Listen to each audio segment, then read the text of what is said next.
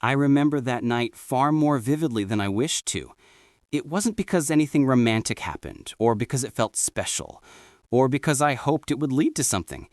It was because, for the first time in months, my body wasn't cold, and someone actually held me like I mattered. That was the part that stayed. I had been exhausted before it even happened. My life back then felt like walking uphill with broken shoes.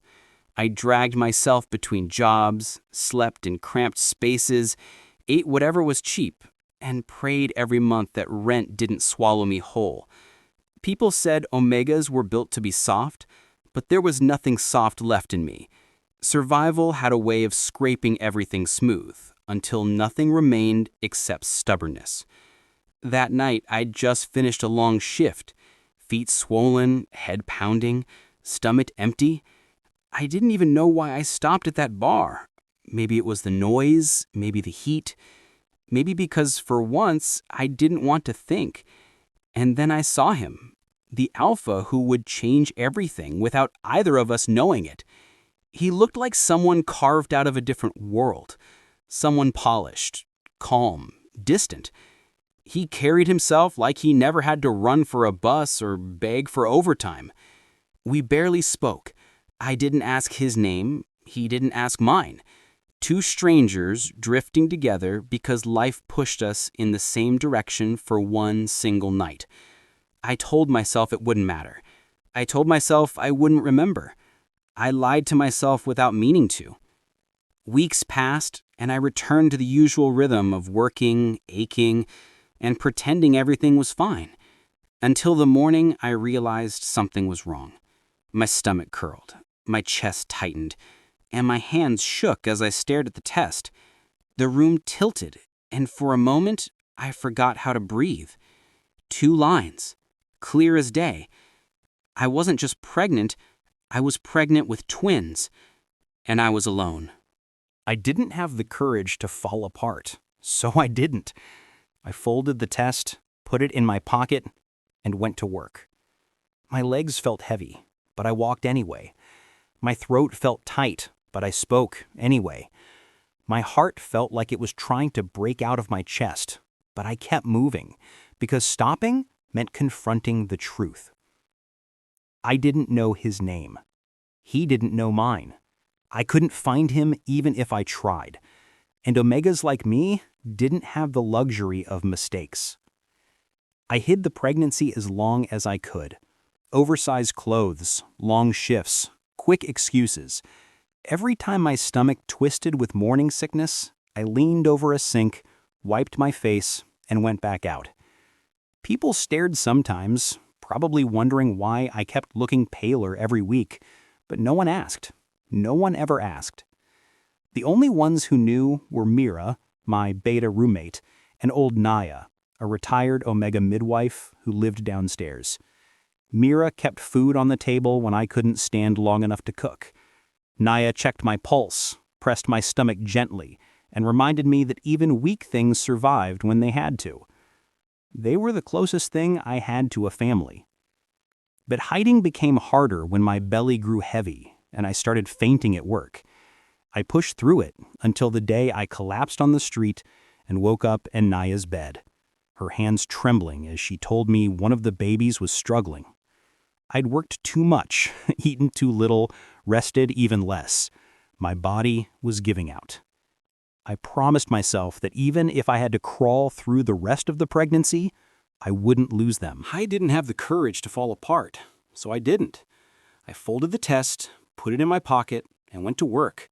My legs felt heavy, but I walked anyway. My throat felt tight, but I spoke anyway. My heart felt like it was trying to break out of my chest, but I kept moving, because stopping meant confronting the truth. I didn't know his name. He didn't know mine. I couldn't find him even if I tried. And omegas like me didn't have the luxury of mistakes. I hid the pregnancy as long as I could. Oversized clothes, long shifts, quick excuses. Every time my stomach twisted with morning sickness, I leaned over a sink, wiped my face, and went back out. People stared sometimes, probably wondering why I kept looking paler every week, but no one asked. No one ever asked. The only ones who knew were Mira, my beta roommate, and old Naya, a retired Omega midwife who lived downstairs. Mira kept food on the table when I couldn't stand long enough to cook. Naya checked my pulse, pressed my stomach gently, and reminded me that even weak things survived when they had to. They were the closest thing I had to a family. But hiding became harder when my belly grew heavy and I started fainting at work. I pushed through it until the day I collapsed on the street and woke up in Naya's bed, her hands trembling as she told me one of the babies was struggling. I'd worked too much, eaten too little, rested even less. My body was giving out. I promised myself that even if I had to crawl through the rest of the pregnancy, I wouldn't lose them. Every appointment came with judgment. People whispered behind me, an unmated Omega with twins. No scent mark, no ring, no alpha. They said I probably begged someone for it. They said Omegas like me didn't deserve to raise pups. I kept my head down and kept walking, because my babies deserved someone who didn't break easily. The pregnancy grew heavier, harder. My feet swelled, my back hurt constantly, and breathing felt like lifting a bag of bricks.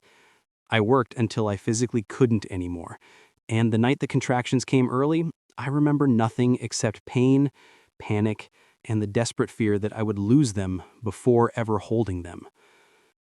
The birth was a blur of sweat, blood, and cold air.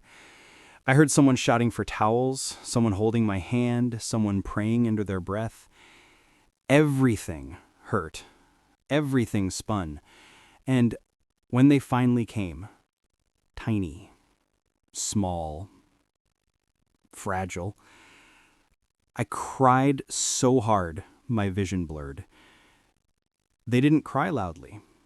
Their little bodies trembled in the blankets. I didn't know if they would survive. But they did. Somehow, they did. I named them Aiden and Arlo.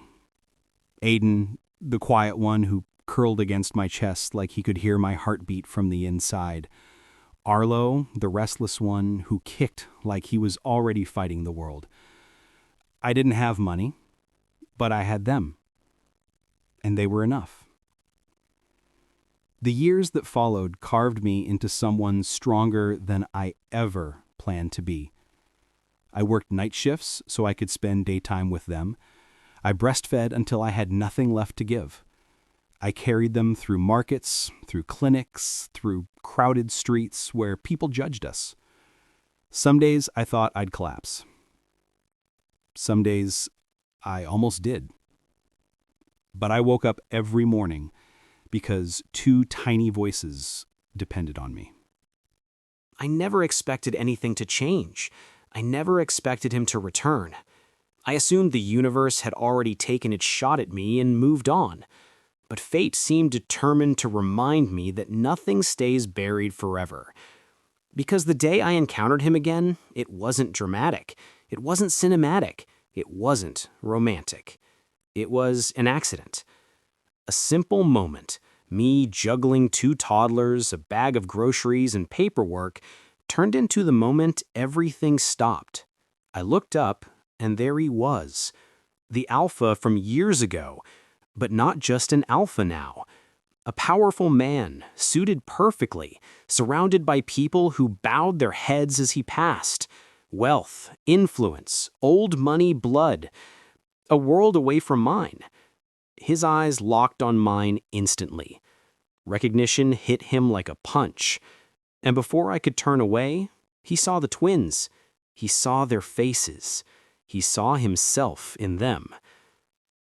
He stared at the twins like the world had flipped upside down under his feet. Aiden clung to my leg the way he always did when strangers were near, and Arlo tugged at the hem of my shirt, impatient and restless. I wanted to turn, to walk away, to disappear before anything could happen. But I froze. Maybe because I'd spent years imagining what I'd say if I ever saw him again. And now that he was here, standing right in front of me, I couldn't think at all. He took a step toward us, and instinct kicked in. I gathered the boys closer, shielding them like I had every day of their lives. My heart hammered in my chest, not because of fear of him, but because of what his presence could destroy. Everything I'd built was fragile. One wrong move could shatter it. He asked who they were. I didn't want to answer. I didn't want him involved. I didn't want chaos. And yet the truth hung between us, undeniable in the shape of their eyes, in the curve of their cheeks, in the faint alpha spark Arlo displayed whenever he got excited.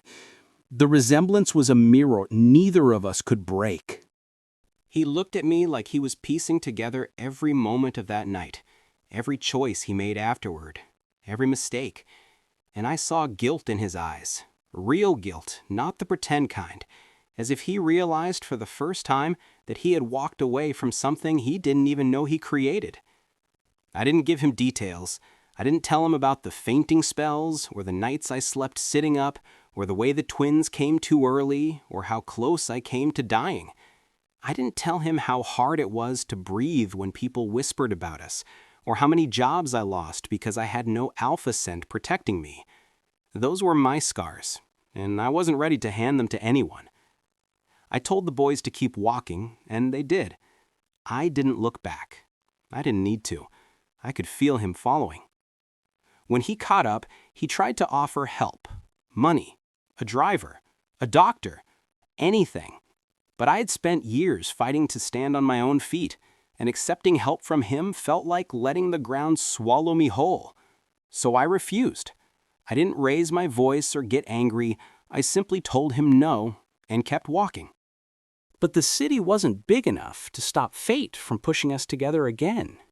A few days later, when the boys got sick with a fever that spiked too fast and scared me half to death, I rushed them to the nearest clinic. They trembled in my arms, their little bodies burning against my chest. I hadn't slept enough, hadn't eaten enough, hadn't earned enough to cover another medical bill. But none of that mattered. I would have sold everything I owned if it meant keeping them safe. And when I walked into the clinic, I didn't expect to see him again. But there he was, speaking to the hospital administrator, his voice calm and authoritative, the kind of voice people didn't argue with. The moment he saw us, everything in his expression shifted. He crossed the room faster than I expected, taking in the boys' flushed faces, my shaking hands, the bags under my eyes that hadn't faded in years. Without asking, he helped. Not in a forceful way, not in a controlling way, in a quiet way, a steady way. He made the staff take us in immediately. He stayed until the boys' fever lowered. He didn't brag, didn't lecture, didn't demand explanations. He just stayed. It confused me. It irritated me. It softened something in me I didn't want softened. I learned his name that night, Rowan. The alpha who had looked like he belonged in a different world actually did belong there. His family ran a renowned corporation, their name tied to old wealth and old expectations. He never told me that, directly. I overheard it from a nurse who recognized him. He looked uncomfortable with the attention, but I could see the weight of it in the way he carried himself.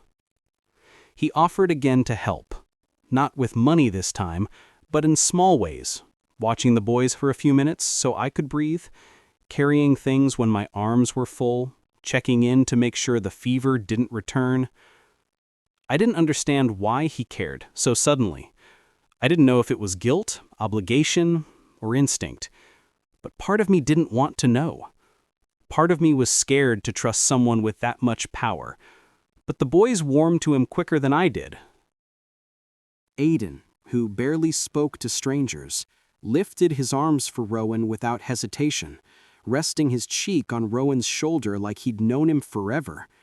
And Arlo, who challenged everyone he met, looked at Rowan with this fierce fascination, like he could sense that the alpha in front of him was the same one he came from. Seeing them together did something to me. Something deep, something instinctive. The way he protected them, the way he steadied them, The way he lowered himself to their level, it was the first time I saw the alpha beneath the polished surface.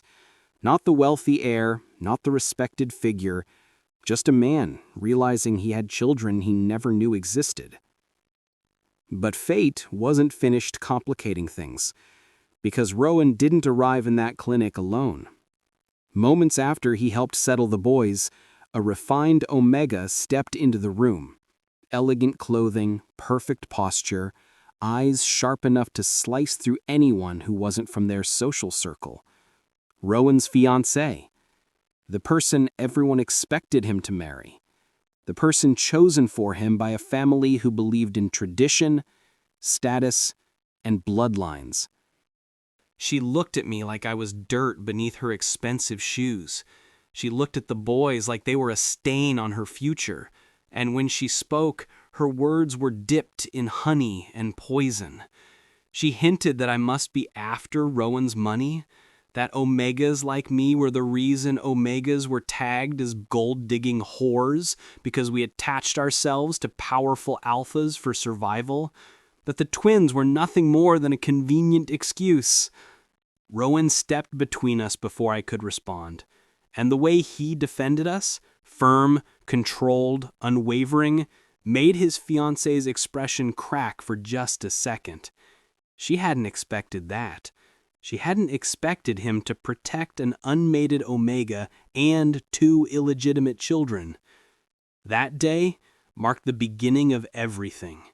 The beginning of Rowan trying to be a father, the beginning of his fiancée seeing us as a threat, the beginning of whispers spreading around the city about an Omega with twins and the Alpha who couldn't stay away, the beginning of his family's anger, the beginning of a storm I'd spent years trying to avoid.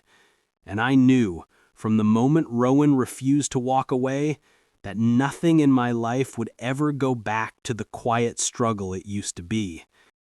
I didn't sleep the night after everything unfolded in that clinic. The boys finally drifted off a little after midnight. Aiden curled into my side. Arlo sprawled across my legs like he had decided my body was his personal mattress. Their breathing was shallow but steady, their fevers breaking into light sweats that dampened their hair.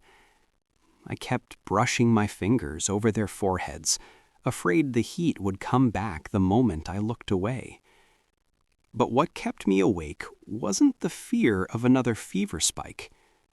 It was Rowan. The memory of him standing between me and his fiancée replayed in my head again and again, refusing to fade. I wasn't used to anyone defending me. I wasn't used to an alpha choosing to shield me instead of judge me. That kind of protectiveness wasn't something life had ever offered me, and it tangled with my thoughts until I couldn't tell whether it comforted or scared me. I had spent years building walls. Thick ones, quiet walls. Walls made from exhaustion, from survival, from learning the hard way that no one caught you when you fell. But Rowan had reached right through, as if they were made of paper. And that was dangerous. Dangerous because I didn't know what he wanted. Dangerous because his world wasn't built for someone like me. Dangerous because if I let myself depend on him, on anyone, it would hurt more when they walked away. Yet the truth I refused to say out loud settled heavily in my chest. The boys needed him. Not his money, not his name, not his status. They needed the alpha part of him, the warmth, the steadiness, the instinctive understanding of how to hold them, how to calm them, how to protect them in ways I could never fully replicate. It terrified me how naturally he fit into a space I'd kept empty for years. The next morning, I barely had time to set the boys' breakfast on the table before someone knocked on the door. 3 sharp knocks. Not the hesitant kind of neighbors, not the impatient kind of debt collectors. Something controlled, measured. I knew who it was before I opened it. Rowan stood in the hallway, dressed in a simple shirt and slacks instead of the expensive suits he wore to meetings. His hair was slightly messy, like he'd run his hand through it too many times. He didn't carry a grand gesture or some unnecessarily expensive offering. He simply held a paper bag that smelled faintly of warm bread and soup. "For the boys," he said, "and for you." I should have refused. That was my first instinct. I didn't want to depend on him. I didn't want him seeing the cracks in my life, but the smell of actual hot food made my stomach twist, and the lack of sleep made my stubborn pride feel too heavy to lift. "Thank you," I said quietly, stepping aside to let him in. Aiden waddled over immediately, still groggy from sleep, rubbing his eyes with tiny fists. Arlo trailed behind, already awake enough to poke Rowan in the knee as if testing whether he was real. Rowan knelt down without hesitation, greeting them like he'd done it 100 times. "Morning," he said softly, brushing his hand over Aiden's hair. "Feeling better today?" Aiden nodded and buried his face in Rowan's shoulder. And watching my quiet little boy choose him so easily, it stirred something deep inside me, something warm and painful at the same time. The scent dynamic was subtle but undeniable. Aiden didn't just trust anyone. He barely trusted people he saw every day, but he leaned into Rowan like he'd been waiting for him. Arlo, of course, was bolder. He grabbed Rowan's sleeve, tugging until Rowan picked him up too. I expected him to squirm away. Instead, he settled comfortably on Rowan's hip, small hands gripping Rowan's shirt with complete confidence. It hit me then, like an instinct I didn't want to admit. They recognized him. Not consciously, not logically, but somewhere deep in their instincts, the Alpha and Rowan felt like safety, like something familiar, like something theirs. And Rowan seemed to feel it too. I saw the moment instinct kicked in, the quiet shift in his posture, the protective tilt of his head as he held them both, the way he scented the air as if checking for threats he couldn't name. It wasn't possessiveness. It wasn't control. It was something gentler, something steadier, something dangerous for someone who'd spent too long alone. I thought the morning would pass quietly, but it didn't. Rowan tried to be subtle about it, but I could tell he was studying everything. The cramped apartment, the peeling paint, the faulty heater, the hand-me-down furniture Mira and I collected piece by piece. He opened his mouth once, probably to offer help. I shut it down immediately with a look. He offered something else instead, something I couldn't shut down so easily. "Let me spend time with them," he said, voice steady. "No strings, no demands, just time. They deserve that." I wanted to argue. I wanted to tell him no. I wanted to push him out before my heart got confused. But when I looked at the boys, Aiden content in his arms, Arlo babbling about absolutely nothing while playing with Rowan's watch, I knew the answer wasn't mine alone. "Okay," I murmured, "for today." I didn't realize what that decision would start. Rowan didn't leave after breakfast, or after lunch, or after the boys' nap. Instead, he stayed, helping in ways so natural it unsettled me. He fixed the kitchen cabinet that had been hanging crooked since last year. He repaired the loose hinge on the boys' bedroom door. He tightened the screws on the rickety dining chair Mira always avoided. He didn't brag about it. He didn't make a show of it. He just did it. Every time I tried to step in, he gently nudged me away. "Sit," he said once, guiding me with a soft hand on my back. "Rest, please." I hated how easily my body obeyed. I hated how good it felt to sit without guilt. And I hated, more than anything, how his eyes softened every time they met mine. He didn't look at me like an inconvenience, or a burden, or a mistake he regretted. He looked at me like he wanted to understand me, like he wanted to learn me piece by piece, like he cared in ways he shouldn't. And that scared me, because I didn't know what to do with tenderness. Not from an alpha, not from anyone. But the real turning point happened later that evening. Aiden had fallen asleep on the couch, curled against Rowan's side, with a tiny fist gripping Rowan's shirt. Arlo sat on the floor, building a tower that grew dangerously tall. I was cleaning up the toys scattered around when Rowan suddenly spoke quietly, his voice low enough that it didn't wake anyone. I broke off the engagement. I froze. My heart lurched painfully, beating against my ribs so hard I thought it might bruise. "What?" I whispered. He kept his voice calm, controlled, but beneath it, I could feel something tired, something resigned. "It wasn't fair to you," he said, "or to the boys, or even to her." I didn't speak. I didn't trust myself to. Rowan looked at me with a steadiness that made my breath tighten. "My father is furious. My mother is trying to pretend she isn't. The board thinks I've lost my mind, and society," he let out a humorless laugh, "society is already sharpening their knives." A chill ran down my spine. Not because of his family, not because of society, but because of the weight behind his words. He had already made a choice that broke tradition, a choice that defied expectations, a choice that pointed straight toward me and the boys. I swallowed hard. "Why would you do that?" His answer came without hesitation. "Because they matter." He looked down at Arlo. "Because he matters." He brushed Aiden's hair gently. "Because you matter." My breath caught. He met my eyes directly then. No hesitation, no doubt, no fear.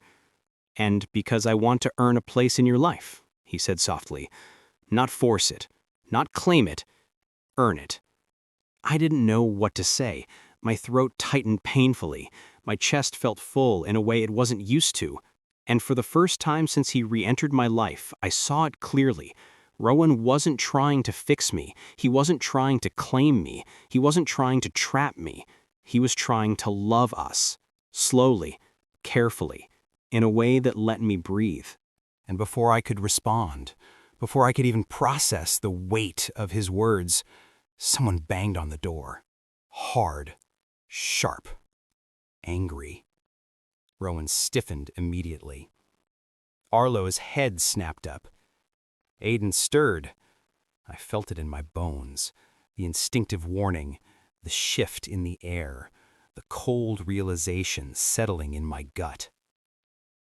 The banging came again, harder this time, loud enough that the thin walls shook. Aiden jolted awake with a gasp, clinging to Rowan's shirt. Arlo scrambled to his feet and pressed himself against my leg, his eyes wide and alert, in that way that told me his instincts didn't like the scent bleeding through the door. It wasn't Rowan's scent, or Mira's, or the neighbor from across the hall. This one was sharp, cold, controlled in a way that didn't hide the arrogance behind it. Rowan reacted immediately. He rose to his full height with Aiden still in his arms, shifting the boy's weight instinctively so one arm remained free. His entire demeanor changed, not violent, not aggressive, but protective, in a way that made the air feel thicker. His scent, usually steady and warm, coated the room in a subtle but unmistakable warning. "Stay behind me," he murmured. He wasn't talking to the boys. He was talking to me. I swallowed hard. Something about the pounding made my stomach twist, a memory of landlords demanding late rent, supervisors firing me without hesitation, strangers accusing me of things I never did. But this was different. This felt heavier, deliberate. Another bang. "Open this door," a deep voice commanded. "Now." Rowan placed Aiden gently on the couch and leaned down so he was eye level with him. "It's okay. Stay right here. I'm not going anywhere." Aiden nodded shakily, tiny fingers still clutching Rowan's sleeve even after he stepped away. Rowan pried them off gently, kissed the top of his head, and then moved toward the door. I caught Arlo before he could follow him, pulling him against my chest. His little body trembled with alertness, his instincts already sensing an alpha presence he didn't know. Rowan turned to me for a single second. "It's my father." My heart dropped. Not because I feared him personally, I didn't know the man, but because the entire city whispered about him. A man of status, influence, legacy. A man who curated his reputation like art. A man who expected perfection from his son. And Rowan had just broken off an engagement. Because of me. Because of the boys. Because of choices he'd already made in his heart before his mind caught up. Rowan opened the door. His father entered without waiting for permission. He was tall, taller than Rowan, and carried himself like someone used to being respected in every room he stepped into. His hair was silver at the temples, not from age, but from stress and responsibility, and his eyes were sharp enough to cut through a person's defenses in seconds. His posture radiated a restrained authority that reminded me of CEOs shown on the news. He was dressed simply, but the kind of simple that still cost more than my monthly rent. His expression, however, was anything but simple. Controlled anger simmered beneath his calm exterior, restrained only because Rowan and the twins were present. His eyes swept across the apartment with a single glance, taking in the cramped space, the peeling paint, the stacked dishes, the toys scattered across the floor. I felt the judgment before he even said a word. "Rowan," he said, his tone a warning disguised as acknowledgement. "Father," Rowan replied, stepping subtly between him and us. His father's gaze cut to me next. Not curious, not surprised, just assessing, measuring, categorizing. Like he already knew exactly where to place me in his mind. "You're the Omega," he said. "Not a name, not a greeting, just a label." I felt Arlo tense against my chest. Aiden had crawled to the corner of the couch and was half hidden behind a pillow, staring at the stranger with wide, uneasy eyes. Rowan didn't let the silence drag. This is not the place for this discussion. His father ignored him. "You're the one who bore his children," he added, eyes still locked on me. "Unmated, unprotected, and you hid them." His voice was calm, too calm. I forced my breathing to stay even. "I didn't know who he was," I answered quietly, matching his tone. "I didn't even know his name." For the first time, Rowan's father paused. Not long, barely a breath, but it was enough to show he hadn't expected that. Rowan stepped forward, voice low and firm. "He didn't hide anything. I never gave him a chance to contact me. I was gone before he woke up that night." His father's jaw clenched. "And that," he said sharply, "is why you should never have allowed yourself to fall into situations beneath you." Rowan's entire posture changed at those words. His shoulders tensed, his scent sharpened, and for the first time since I met him, a low, warning rumble formed in his chest. "Do not speak about him like that." The instinctive protectiveness in his voice shocked even his father. But Rowan wasn't done. "And do not speak about my children like that." His eyes flickered, surprise briefly cracking through the calm. "They are illegitimate. They are mine," Rowan snapped, voice low but lethal. "And that is the only word that matters." Arlo let out a small whine at the tension, hiding his face against my neck. Aiden slid off the couch and toddled quickly toward us, clutching my pants with trembling hands. The sight must have caught Rowan's father off guard. How instinctively the boys moved toward safety, toward me, toward Rowan. His sharp gaze softened only a fraction when he saw their small bodies trembling, their scents mingled with fear. But it hardened again almost immediately. "This situation cannot continue," he said. "There are expectations, responsibilities, an arranged union, a future set in motion long before this complication." Rowan's voice came out steady enough to shake the room. "I ended the engagement." His father inhaled sharply, anger slipping through the cracks at last. "You threw away a perfect match, a strategic alliance, a powerful bond. For an Omega you don't even know?" "I know enough," Rowan said. The room went quiet.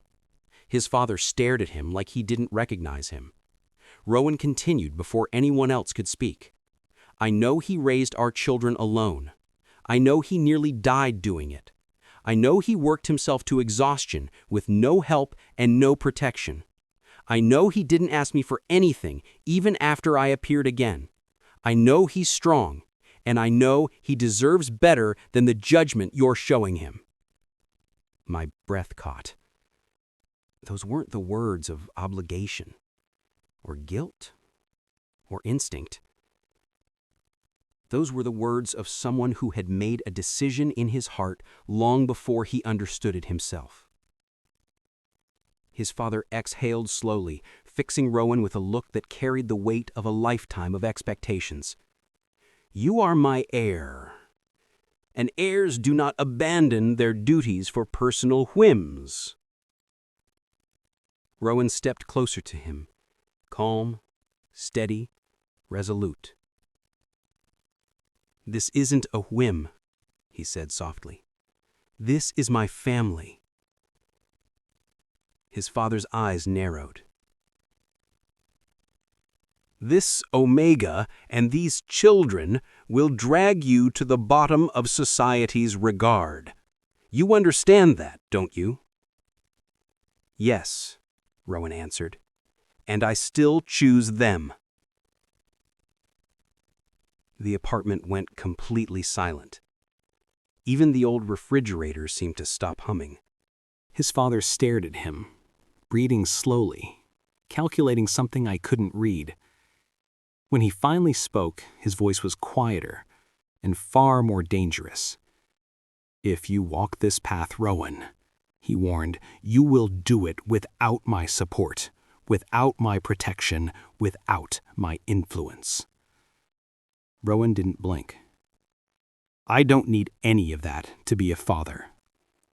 For the first time in my life, I saw an alpha of status lose his composure. Just barely. Just for a flicker. But it was enough. He stepped back, eyes cold. "Very well." He looked at me last. Not with disgust, not with rage, but with something far heavier. "You have no idea what world you're stepping into." He wasn't wrong, but I wasn't backing down. "I survived the world before this," I replied. "I'll survive whatever comes next." Our eyes met, Omega and Alpha, two entirely different classes, but neither of us looked away. His father turned without another word and left the apartment. The door clicked shut, and the silence that followed felt like the moment before a storm breaks. Rowan let out a breath he'd been holding. The boys both clung to me, and I realized, very suddenly, very sharply, that Rowan had just cut the cord tying him to his old future. He had chosen us. But the world he came from wasn't going to let that happen quietly. I didn't know if I should laugh or cry. Relief and fear tangled inside me so tightly that I could barely breathe. Rowan's hand found mine without asking, brushing over the back of my fingers in a way that made something deep inside me ease, just a little. It wasn't words. It wasn't a promise. It was simply presence. And after years of carrying everything alone, presence felt like the rarest thing in the world. The boys settled slowly. Rowan's scent calmed them in ways mine couldn't, not because mine wasn't enough, but because his carried an instinctive steadiness, a quiet authority that said, "I will not let anything happened to you. I watched him cradle them, shifting Aiden to his chest and holding Arlo on his hip, and my chest tightened in a way I didn't expect. It wasn't longing. Not exactly. It was awe, and a sudden awareness that our lives had just shifted, irreversibly, toward something bigger than survival, toward family. Rowan finally let out a small laugh, soft, almost shy. "You weren't kidding about your apartment," he said, eyes flicking to the sagging sofa, the peeling paint, the mess we lived in. "It's lived in." I huffed a short laugh. "Lived in is one way to put it. Chaos is another." He grinned, the kind of smile that didn't need anyone else to validate it, the kind that softened the edges of the world just by existing. And in that moment, I felt a strange, stubborn hope blooming inside me. It was dangerous, yes, because hope always carried the risk of being ripped away. But for the first time in years, it didn't feel impossible. "I'll stay tonight," he said quietly. "Just us, just the boys." I almost shook my head, almost told him no, but the boys were already winding down, Aiden drifting against his chest, Arlo gripping his sleeve and whispering nonsense words that only a toddler could make sound urgent. And Rowan wasn't forcing himself into our lives. He was gently, carefully finding his place, earning it. I nodded. "Okay, just tonight." The evening passed quietly, with a rhythm that surprised me. Rowan was careful around the boys, patient and playful in a way I'd never imagined. He told them stories, hummed soft songs, and made small jokes that earned giggles I hadn't heard in years. I watched from the corner, half expecting him to stumble, half expecting disaster. But he didn't. He fit. Not perfectly, not yet, but he fit in a way that made it feel possible for something more to grow between us. When the boys finally fell asleep, curled into blankets and pillows around him, Rowan turned to me. His expression was soft but earnest, the kind of look that demanded I hear him properly. "I didn't come back to apologize," he said quietly. "I came back because I finally understood what matters, and I want to be a part of that." I swallowed, words lodged in my throat. I had spent years telling myself I didn't need him. I had spent years teaching myself to survive without anyone's protection, anyone's love. And yet here he was, not demanding, not claiming, not threatening, just offering. I didn't speak for a long time. The silence stretched, heavy but not unpleasant. And then, somehow, I found my voice. I don't know if I can trust that. He nodded. "I'll learn it. I have to. That's the only way I know." Something inside me, stubborn and weary, let a fraction of its guard down. "Then start by staying tonight. Tomorrow? We'll see." He smiled softly, brushing a stray hair from my face. "Tomorrow, then." The days that followed weren't easy. Rowan's family tried to pull him back. His fiancée tried to reassert control. Whispers spread through society like wildfire. But the boys' laughter, Aiden's quiet contentment, and Arlo's fearless curiosity became our anchor. And Rowan didn't falter. He stood with me, always calm, always steady, always showing up in small ways that mattered most. The days that followed weren't easy. Rowan's family tried to pull him back. His fiancée tried to reassert control. Whispers spread through society like wildfire. But the boys' laughter, Aiden's quiet contentment, and Arlo's fearless curiosity became our anchor. And Rowan didn't falter. He stood with me, always calm, always steady, always showing up in small ways that mattered most. Until the morning, it all exploded. I was making breakfast, Arlo underfoot, Aiden still rubbing sleep from his eyes, when my phone buzzed violently. Notifications stacked faster than I could read. Headlines screamed at me. Omega father abuses toddler. Investigation underway. Unregistered alpha heir in danger. Public demands action. Video surfaces showing alleged abuse of Carrington heir. I froze, staring at the screen. My hands trembled. The photos, they were there. Video clips, still images. Aiden crying, Arlo pressed against me, my voice raised in what looked like anger, my arm positioned as though I had yanked him harshly. Digital edits had added bruises that weren't there. The medical reports confirming repeated minor injuries were fake, but convincing. I dropped the phone. My heart raced. The world had decided I was the villain. I heard a knock. Sharp. Insistent.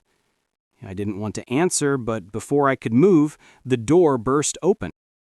2 men in dark suits pushed past me, badges flashing, calm and precise. "Child Services," one said smoothly. "We're taking Aiden for a safety investigation." "No," I shouted, grabbing him.